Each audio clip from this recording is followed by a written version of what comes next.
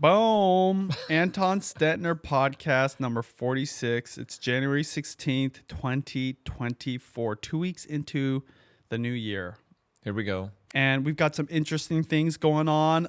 Our good friend Zillow coming out with some either good or whack information. So why don't you break down this first article? So a Zillow survey says a growing number of homeowners are willing to sell, and that's going to ease this rate lock concern. So 21%, aka 1 in 5, said that they'd be willing to sell sometime, maybe in the next 3 years.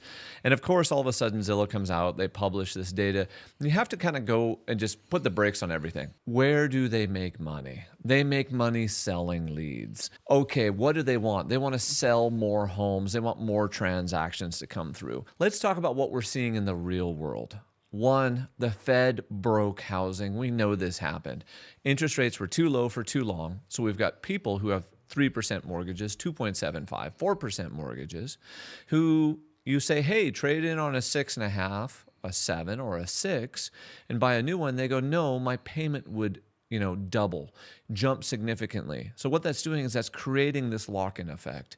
What they were trying to imply in this survey was that the sellers are feeling more likely to sell.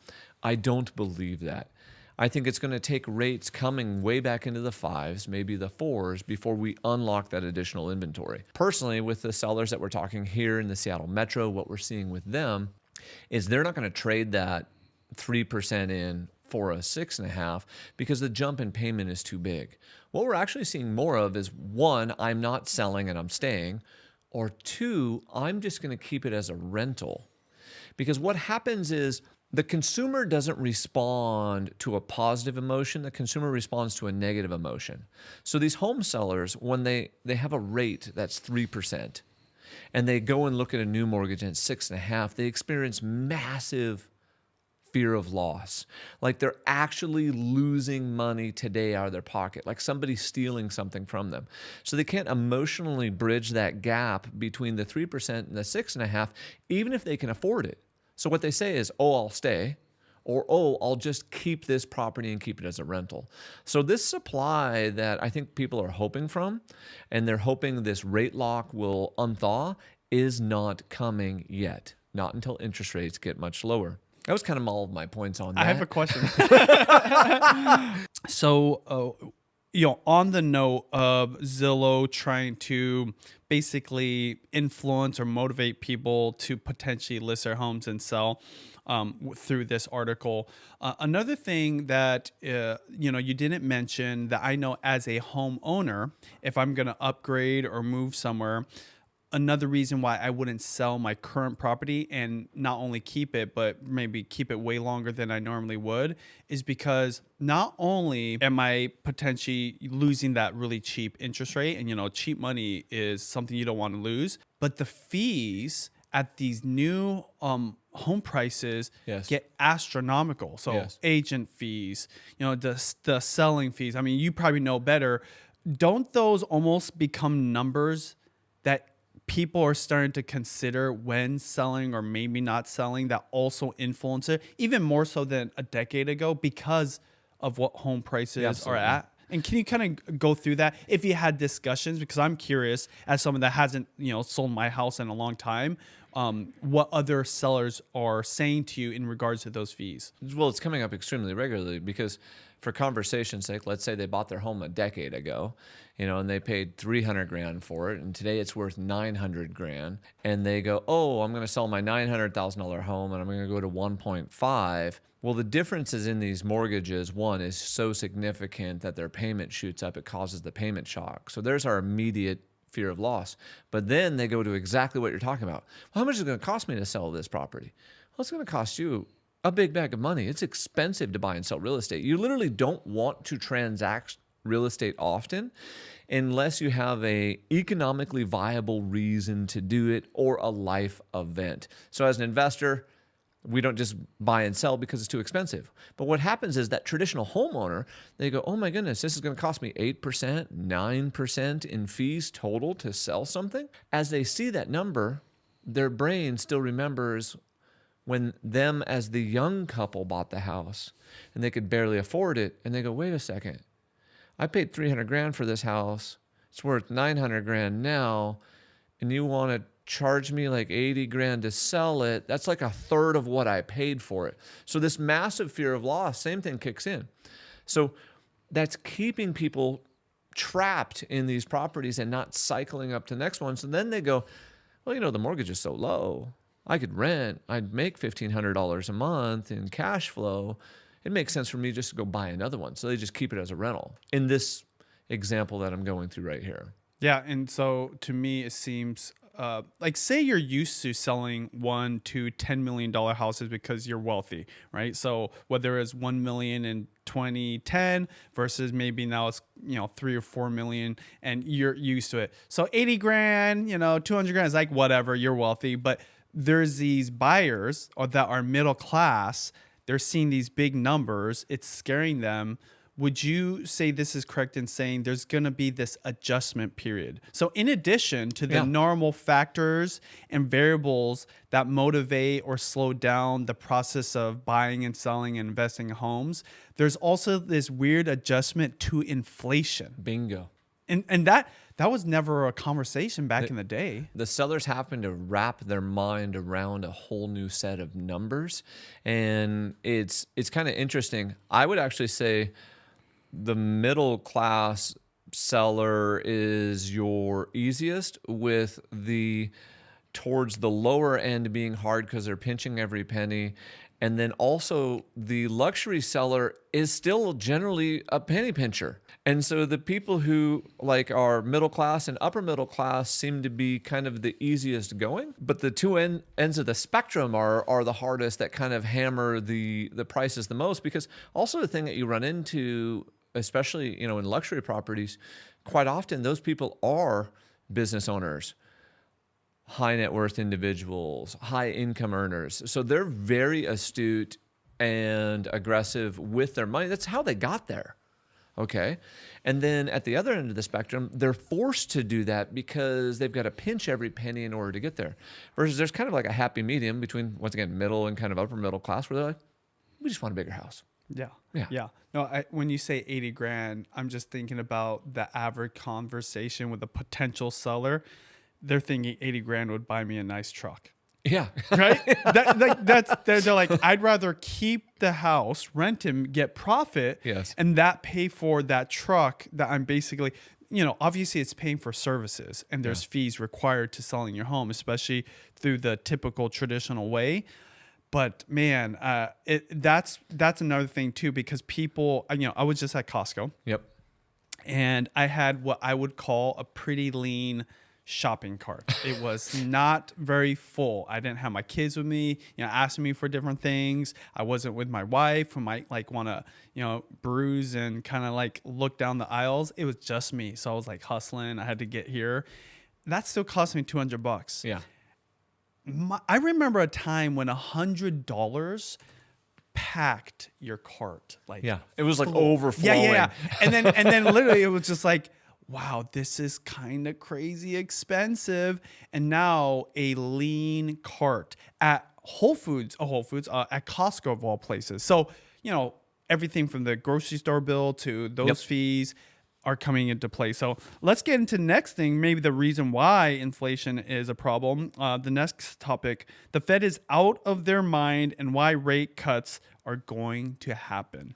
So I think the Fed was out of their freaking mind this week, and they basically went into this denial mode.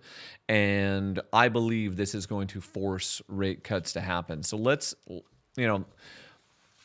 the market responded too positively after Jerome Powell's last speech. So the Fed presidents have been coming out and they've been hammering us. And then, of course, this has caused rates to go up. So Fed Governor Chris Waller came out yesterday, and he said we should take a cautious and systematic approach when we begin cutting interest rates, a process that can start this year absent a rebound in inflation. Cool. Of course, PCE core 2%, that's their goal. He believes that they can get there. He said, we're focusing now not on pushing down inflation, but rather on maintaining a balance between inflation and jobs. So there's a little bit of a mindset shift, but this idea that they should take a cautious and systematic approach to rate cuts, he was coming out and he was trying to basically tell the market, we're not cutting in March. Ignore that. We're the Fed. We're going to do what we want. You guys can just wait and see what happens. And then, of course, that caused treasuries to go up, which caused interest rates to go up. He said, our policy is currently restrictive, and we do believe that the number of rate cuts will depend on the incoming data. And all I can hear is Jerome Powell in the back of my head, based on the totality of the data. As long, quote unquote, as inflation does not rebound. And they said they will lower rates methodically and carefully. And I see, and I'm quoting him again, I see no reason to cut rates as quickly or as rapidly as we did in the past. BS. So you can go to the Fed's website. You can look at the federal funds effective rate right on the St. Louis Fed website. And you can see every time as the Fed fund rate goes up, every time it comes crashing down right after. Bam, bam, bam, bam. The only time it didn't immediately fall or drop quickly, so sometimes they've raised slowly, but they've always cut quickly, was right there in 1989, late 80s, going into the 90s. Then we hit that recession right in the beginning of the 90s. Boom, massive rate cut real quick. So what he's saying to you is he's saying smoke and mirrors. This Fed president is saying this time is different, which you should always be weary anytime anyone says that. History is not going to repeat itself. Once again, be weary when they say that. And that we're not going to do it based on the totality of the data, and we're going to do this nice and slow. BS, you've never done it in the history. Okay, what does that mean? It means they know they're going to have to cut rates. It means that commercial real estate problem that we talked about before, where there's this impending doom coming because commercial debts on 3-year notes, 5-year notes, 7-year notes, and they're starting to reset. And the multifamily that you bought at a 3 cap now needs to be a 5 cap, and it was a 3% rate, and it's now going to be a 6 or a 7. That's going to require a cash-in refinance. So the Fed knows they're going to have to cut, but they're trying to cool the market with their words. I listen to this, and I'm literally like beating my hands against my head. Like, dude, you're lying to us. Like, you're literally lying. Like, you know it's different, but based on the totality of the data, we are going to cut slow and methodically, yet you've never done it in history. Yeah. I'm curious. I'm going to save that clip, and I want to see when that comes true, because that'd be pretty crazy. So are we going to put bets on it and put it in the book? The book's going to get thicker. This goes right into our next thing that we're going to talk about. What's interesting is while the Fed's fighting inflation, and we've mentioned this before, but we have to bring it up for the people who are just joining us, is this idea that the Federal Reserve is fighting inflation while we are still stimulating the economy. So we're on this weird teeter-totter. So there is a $78 billion deal. This is a massive stimulus package that could also boost real estate that's being proposed right now. This proposal is by Jason Smith of the House Ways and Means Committee. He's a Republican. And John Wyden, a Senate Finance Chair, Democrat. They said they've been in negotiations for months over this $78 billion tentative deal. This bill has not yet been passed. I got to throw that out there. But it looks like it's going to later on this month. And what this is this, and this is right from their the website. This is a 3-year proposal that would help families, spur innovation, improve economic competitiveness, and boost affordable housing. Ooh, we like all of that, okay? But realize this is economic stimulus while the Fed is still fighting their fire. Goal is to have it finalized by the end of January. And here's what they said. This is like typical government 101. So we had the ERC credit, the employee retention credit. That's where a business could go and say, you know what, I was hit by the pandemic. I can then go get a tax credit for up to 50% of the wages for my employees that I did retain and the government incentivized them to retain. That program has seen a bunch of fraud, but there is reportedly about 70 billion left in that program. So here's where the government math comes in. The government goes, hey, we're going to save you guys 8 billion. Just watch this math. What we're going to do is we're going to kill off the ERC, the Employee Retention Credit, by the end of January. We're going to start this new bill, and it's only 78 billion, but we're saving 7 billion over here, so it's only 8 billion more. So it's like we're saving money. And those guys were a bunch of fraudsters anyway who were claiming late. So, we need to get rid of the fraud. Only a government can do math like that. Us as real estate investors, business owners, we can't. But ideally, this is all good for the real estate industry. This is awesomeness for the real estate industry. Yeah. There's a couple things in here that we really need to dig into. So one, the first thing is the child tax credit. This is one of those things that helps everyone. So the child tax credit, they forced hire during the pandemic, once again, just to kind of help alleviate what was going on. The thing to understand about your child tax credit is it is a use it or lose it style credit. I use it. I use it too. ×5. Well, here's what's interesting. Even if you didn't have enough taxable income, or you had other losses or other things that wrote down your taxable income, you would lose those credit for those 5 children normally.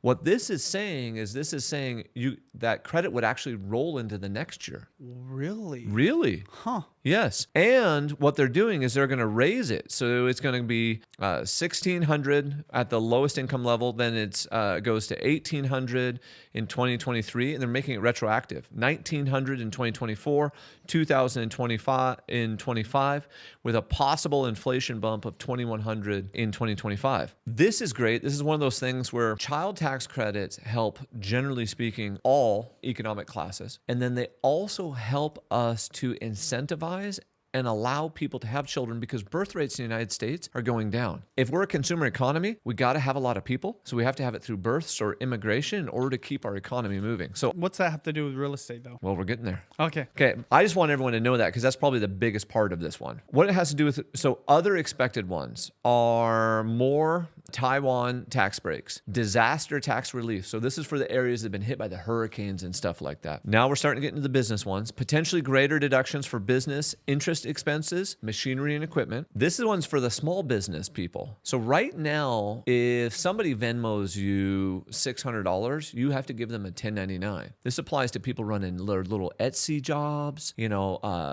contractors, all small businesses. They're going to raise that to $1,000. That's a good thing. That helps out so many small business. Larger credits for research and development, which of course helps the economy long term, and up to 100% deduction. Okay, now we're going to go into the real estate. So real estate people, if you haven't, hit the like button, subscribe, comment. This is the gold that you need to pay attention to. They're probably going to take the 179 deduction and expand that to 100% write down and make that positive. And you go, okay, what's 179? 179 is where you get to write off heavy equipment. So people in real estate, when they use a truck or they go buy a track hoe or buy a dump truck or something of that nature, it was 80%. They're going to bump it back up to 100% write off. So you go buy an $80,000 truck, like you had mentioned. So you get to write that truck off all in 1 year against the taxable income. This next one is actually for larger investors. So low income housing tax credits. They're called LIHTCs. What does that stand for? Low income housing tax credits. And these LIHTCs, generally speaking, had to be financed with 50% bonds. And so these are large multifamily projects. What they do is they go into an area and they get these bonds to finance their projects. And then that gives them an additional tax credit to help. What this bill will do is it'll allow that, instead of a 50% threshold, 30%. So it'll open it up, which could create, and I really hope it does, more low-income housing, which generally speaking is affordable rental housing. Our nation needs that. Our people need that. They need it because of inflation, and they need it because of the lack of supply that's been driving up the price. Now, here's the gangster one. Okay, this is the one that probably our listeners care about the most.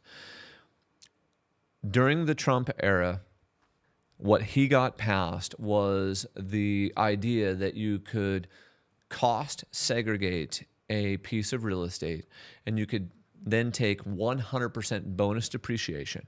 And what that means is they would take a building or a duplex or a sixplex, and they put together a cost segregation analysis. And instead of depreciating the whole over a really long period of time, you take items that can be depreciated quicker and you accelerate their depreciation.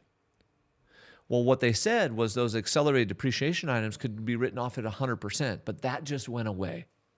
And then it dropped to 80%, and then it's going to drop to 60. This bill is going to bring it back up to 100. And you go, why is the government supporting commercial real estate, multifamily, and the economy again? What do they know? What are they seeing? Is this just like the Federal Reserve saying there might be a problem? This is exactly that. This is them saying, hey, we've got to make sure that we can prop up investing real estate, multifamily, office, commercial real estate, all those categories, because what this does is allows high net worth individuals to go buy real estate and get big write-offs on their taxes. This is one of the things that caused the big boom. This caused the syndication booms. This caused the joint venture booms. This is the reason, I know people don't like this, this is the reason some of these big hedge funds, the invitation homes of the world exist, because they can give these write-offs. This allows them to continue these write-offs. Okay, let's not make them just always the big bad bear. This also helps me and you. It helps the little guy too, who's just simply going to buy a duplex, or that person who's going to keep their first house, move out of it because they got that low interest rate, do the second one as a rental. They could turn around and cost segregate that first house, take a bunch of 100% bonus depreciation, and take a big write-off. Can you explain it like in numbers, like use a house and then a family that's going to go into a house and then give a price and then how it affects the taxes? I know you're not an accountant, but maybe to paint a picture visually. Oh, I love it. I'm going to give you real numbers from a real property from one of our clients. Generally speaking, you go hire a tax segregation specialist. They do the analysis for you. They tell you the numbers. Then you give it over to your accountant. There's no specific methodology because it depends on the type of construction, the year of construction, the age of the carpet inside, and things like that. So we're talking in real generalities here. There were 3 duplexes that were purchased by one of our clients for $2,150,000. They did a cost segregation study on those 3 duplexes. The cost segregation study with 100% bonus depreciation gave them a $436,000 write-off. So what is that?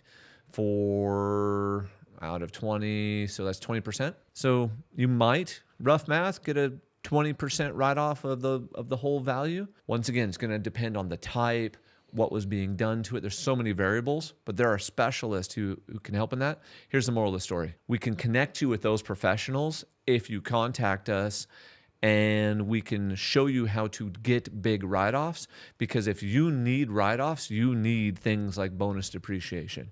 You need to figure out how to pay the tax man less. This is a game everyone needs to be playing. And clarify a couple things. The reason the hedge funds benefit from this, and it's in maybe a way people don't understand, the bonus depreciation, the write-off is more valuable for the organization and the clients because they're dealing with way bigger numbers and potentially tax bills. So they're dealing with, generally speaking, high net worth individuals.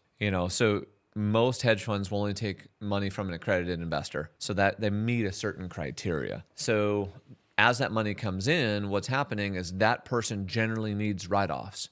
Well, the investment produces a higher return if not only do I give you an asset, but I give you cash flow and I give you appreciation, but then I give you a big smack of depreciation write-off right up front. That increases the return. Well, if you're giving me a better return, I'll give you more money. Yeah, and then the mom and pop investor can still also take advantage of this too, because they're going to benefit from the 100% depreciation. My last question on this is, you said that's what put us into this situation to a certain degree in commercial real estate. Yes. Won't this make it worse? Won't this kick the can down the road even more? The whole government appears to be continuing their punt maneuver like we talked about previously. They should be in the NFL. It's not going to make it worse because interest rates are not 3% again. But if interest rates, because there are people predicting that we'll hit the 3s or the 4s. So if interest rates get unbelievably low again, and we have these extra incentives, it will create more frenzies, which, yes, should, again, artificially inflate real estate assets, unfortunately.